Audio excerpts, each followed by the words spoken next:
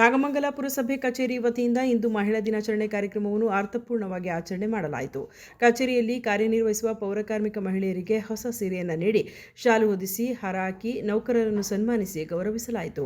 ವೇದಿಕೆ ಕಾರ್ಯಕ್ರಮದಲ್ಲಿ ಪುರಸಭೆ ಮುಖ್ಯಾಧಿಕಾರಿ ವೀಣಾ ಮಾತನಾಡಿ, ಮಹಿಳಾ ದಿನಾಚರಣೆ ಅಂಗವಾಗಿ ಈ ದಿನ ನಿಮ್ಮನ್ನು ಸನ್ಮಾನಿಸುತ್ತಿರುವುದು ನಮಗೆ ಸಂತಸ ತಂದಿದೆ. ಪೌರಕಾರ್ಮಿಕರ ಶ್ರಮವು ನಮಗೆ ಗೊತ್ತಿರುವ ವಿಚಾರ. ನಿಮ್ಮ ಕೆಲಸವನ್ನು ನಾವು ಗುರುತಿಸಲೇಬೇಕು ಮತ್ತು ನಿಮ್ಮ ಮಕ್ಕಳು ಮತ್ತು ಕುಟುಂಬದ ಜವಾಬ್ದಾರಿ ನಿಮ್ಮ ಮೇಲಿರುತ್ತದೆ. ಕೆಲಸ ನಿರ್ವಹಿಸುವ ಸಮಯದಲ್ಲಿ ರಕ್ಷಾ ಕವಚಗಳನ್ನು ಉಪಯೋಗಿಸಿಕೊಂಡು ಸ್ವಚ್ಛತಾ ಕೆಲಸವನ್ನು ಮಾಡಬೇಕೆಂದು ತಿಳಿಸಿದರು.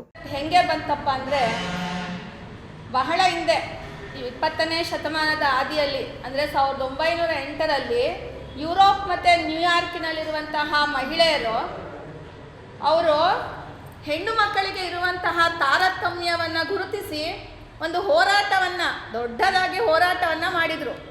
ಈ ಒಂದು ಹೋರಾಟದ ಫಲವಾಗಿ ಈ ಒಂದು ಮಹಿಳೆಯರಿಗೆ ಸೂಕ್ತ ಹಕ್ಕುಗಳು, ಸಮಾನತೆ ಮತ್ತು ಸ್ಥಾನಮಾನ ನೀಡಬೇಕು ಅನ್ನೋ ಒಂದು ದೃಷ್ಟಿಯಿಂದ 1975ರಲ್ಲಿ ವಿಶ್ವಸಂಸ್ಥೆ ಅಂತಾರಾಷ್ಟ್ರೀಯ ಮಹಿಳಾ ದಿನಾಚರಣೆಯನ್ನು ಮಾಡಬೇಕು ಅಂತ ಅಂಗೀಕಾರ ಮಾಡಿತು. ಇದರ ಫಲವಾಗಿ ನಮ್ಮ ಭಾರತದಲ್ಲಿಯೂ ಸಹ ಮಹಿಳೆಯರಿಗೆ ವಿದ್ಯಾಭ್ಯಾಸ ಸ್ಥಾನಮಾನ ಕೊಡೋದಕ್ಕೆ ಮೊಟ್ಟ ಮೊದಲು ನಮ್ಮ ಒಂದು ಕಾನ್ಸ್ಟಿಟ್ಯೂಷನಲ್ಲಿ ಸೇರಿಸಿದವರು ಯಾರಪ್ಪ ಅಂದರೆ ಡಾಕ್ಟರ್ BR ಅಂಬೇಡ್ಕರ್ ಅವರು. ಮುಂದೆನೇ ಎಲ್ಲ ಗಲೀಜುಗಳು ಹಾಕ್ಕೊಂಡು ಗುಡಿಸಲಲ್ಲೇ ಯಾರ್ದೋ ಬೇರೆ ಪ್ರೈವೇಟ್ ಅವ್ರದ್ದು ಜಾಗದಲ್ಲಿ ಗುಡಿಸಲು ಹಾಕ್ಕೊಂಡು ಜೀವನ ಮಾಡ್ತಾಯಿದ್ರು. ನನಗೆ ಅನ್ನಿಸ್ತು, ಅಯ್ಯೋ ನಾನು ಎಲ್ಲೋ ಉನ್ನತ ಹುದ್ದೆಯಲ್ಲಿ ಇದ್ಕೊಂಡು ಒಂದು ಡಿಗ್ರಿ ಕಾಲೇಜೋ ಕಾಲೇಜಲ್ಲೋ ಅಥವಾ ಯೂನಿವರ್ಸಿಟಿನಲ್ಲೋ ಲೆಕ್ಚರರ್ ಆದರೆ ನಾನು ಬರೀ ಒಂದು 4 ಜನಕ್ಕೆ ಪಾಠ ಹೇಳ್ಬೋದಷ್ಟೇ. ಆದರೆ ನಿಮ್ಮಂಥ ಬಡತನದಲ್ಲಿರುವಂತಹ ಒಂದು ತೀರಾ ಕೆಳಮಟ್ಟದಲ್ಲಿರುವಂತಹ ಜನರನ್ನು ಏನಾದರೂ ಅವರಿಗೆ ಉಪಯೋಗ ಮಾಡಿಕೊಡ್ಬೇಕು ಅನ್ನೋದು ಅವತ್ತೇ ನನ್ನ ಮನಸ್ಸಲ್ಲಿ ಕೂತ್ಕೊಂಡ್ಬಿಡ್ತು. ಅವಾಗಿಂದ ನಾನು ಏನು ಮಾಡ್ತಿದ್ದೆ ಅಂದರೆ, ಸೈಲೆಂಟಾಗಿ ನಿಮಗೆ ಏನೇನು ಯೋಜನೆಗಳಿದೆ ಸರ್ಕಾರದಿಂದ ಅದನ್ನು ನಾನು ತಲುಪಿಸ್ತಾ ಇದ್ದೆ. ಅದರ ಫಲವಾಗಿ ನಾನಲ್ಲಿ 16 ವರ್ಷ ಇದ್ದೆ. ಆ 16 ವರ್ಷದಲ್ಲಿ ನಿಮ್ಮ ಏರಿಯಾ ಯಾವ ರೀತಿ ಡೆವಲಪ್ ಆಯಿತು ಅಂದರೆ, ಪೌರಕಾರ್ಮಿಕರ ಏರಿಯಾ ಪ್ರತಿಯೊಬ್ಬರು RCC ಮನೆಗಳನ್ನ ಕಟ್ಕೊಂಡು, ನಮ್ಮ ಪಕ್ಕನೇ ಅಲ್ಲಿ ಒಕ್ಕಲಿಗೇರಿ ಅಂತ ಇತ್ತು, ಅದನ್ನು ಸೆಡ್ಡು ಹೊಡೆದು ಅದಕ್ಕಿಂತ ಚೆನ್ನಾಗಿರೋ ಏರಿಯಾವನ್ನು ಮಾಡಿಕೊಳ್ಳುವಂತಹ ಒಂದು ಸ್ಥಿತಿಗೆ ಬಂದರು. ಹಿರಿಯ ಆರೋಗ್ಯ ನಿರೀಕ್ಷಕ ವೆಂಕಟೇಶ್ ಮಾತನಾಡಿ, ನಿಮ್ಮ ಶ್ರಮಕ್ಕೆ ಬೆಲೆ ಕಟ್ಟಲಾಗುವುದಿಲ್ಲ. ಒಂದು ದಿನ ನೀವು ಮನೆಯಲ್ಲಿ ಕುಳಿತರೆ ಇಡೀ ನಗರವೇ ಕಲುಷಿತವಾಗುತ್ತದೆ. ನಿಮ್ಮ ಆರೋಗ್ಯ ಹಿತದೃಷ್ಟಿಯಿಂದ ನೀವು ಕೂಡ ಜಾಗೃತಿಯಿಂದ ನಿಮ್ಮ ಕರ್ತವ್ಯವನ್ನು ನಿರ್ವಹಿಸಬೇಕು ಎಂದರು.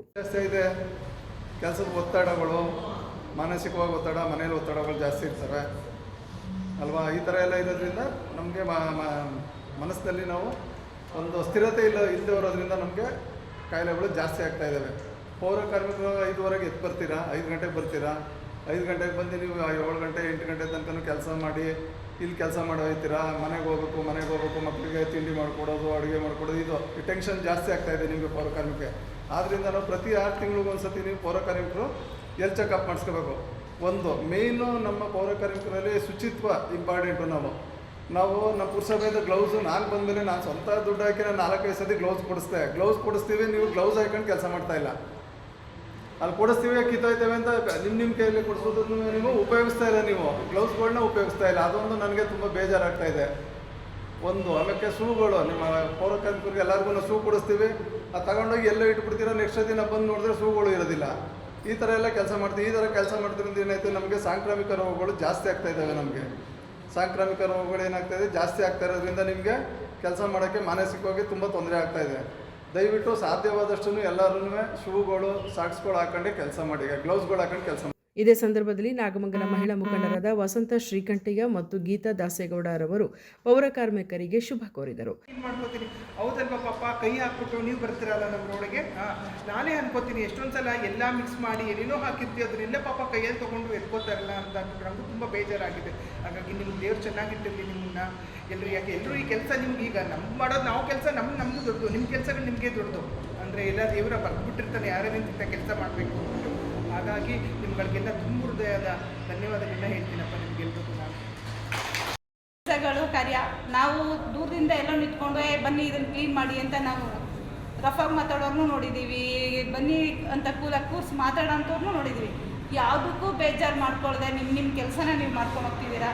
ಅದೇ ರೀತಿ ಮುಂದೆನೂ ಸಹ ನಿಮ್ಮ ಸ್ವಚ್ಛತೆ ಬಗ್ಗೆ ಏನು ಮಾಡ್ತಾಯಿದ್ದೀರಾ ಇವಾಗ, ಅದ್ರ ಜೊತೆಗೆ ನೀವು ಕಂಡಂಥ ಜಾಗಗಳಿರುವಂಥ ಕಸನ ದಯವಿಟ್ಟು ನೀವೇ ಗುರುತಿಸಿ ಹೇಳಿ. ನಿಮ್ಮ ಹೆಲ್ತ್ ಇನ್ಸ್ಪೆಕ್ಟ್ರಿಗಾಗಬೇಕು, ಆ ಮನೆಯವ್ರಿಗೆ ಜವಾಬ್ದಾರಿ ಕೊಡಿ. ಯಾಕೆಂದರೆ ಇವತ್ತು ನಾನೇ ಇವ್ರಿಗೆ ಹೇಳಿದ್ದೆ ಮೊನ್ನೆ, ನೀವು ಡಬ್ಬನೇ ಕೊಟ್ಟಿಲ್ಲ, ನನಗೆ ಯಾಕೆ ಡಿವೈಡ್ ಮಾಡೋಕ್ಕೆ ಹೇಳ್ತೀರಾ ಕಸನ ಅಂತ. ಒಣ ಕಸ ಮತ್ತು ಹಸಿ ಕಸನ ಬೇರೆ ಮಾಡ್ತಿದ್ದೀರಾ. 5 ವರ್ಷದಿಂದನೂ ನಾನು ಕೇಳಿ ನಮ್ಮ ಸುಭಾಷ್ ನಗರಕ್ಕೆ ತಲುಪಿಸಿ ಅವ್ರು ಎತ್ಕೊಂಡು ಹೋಗೋರು ಕಷ್ಟ ಆಗುತ್ತೆ ಅಂದರೆ ತಲುಪಿಸಿರ್ಲಿಲ್ಲ. ಸೊ ನೀವು ಕೊಡೋ ತನಕ ನನಗೆ ಹಾಕ್ತೀನಿ ಅಂತ ನಾನು ಅವರು ವಾರ್ ಮಾಡಿ ಕಳಿಸಿದ್ದೆ. ಅದು ಚೀಫ್ ಆಫೀಸರ್ ಗಮನಕ್ಕೆ ಹಾಕೋದು. ಕಾರ್ಯಕ್ರಮದಲ್ಲಿ ಸುಕನ್ಯಾ, ತುಪ್ಪದ ಮಡು ಚಿಕ್ಕಮ್ಮ, ಪೌರಕಾರ್ಮಿಕ ನೌಕರರು ಮತ್ತು ಪುರಸಭೆ ಅಧಿಕಾರಿಗಳು, ಕಚೇರಿ ನೌಕರರು ಹಾಗೂ ಸಮುದಾಯ ಸಜ್ಜನಿಕರು ಭಾಗವಹಿಸಿದ್ದರು. ಸುದ್ದಿ 3 ವಾಹಿನಿಯ ಹೆಚ್ಚಿನ ಮಾಹಿತಿಗಾಗಿ ಸಬ್ಸ್ಕ್ರೈಬ್ ಆಗಿ ಹಾಗೂ ಬೆಲ್ ಬಟನ್ ಒತ್ತಿ.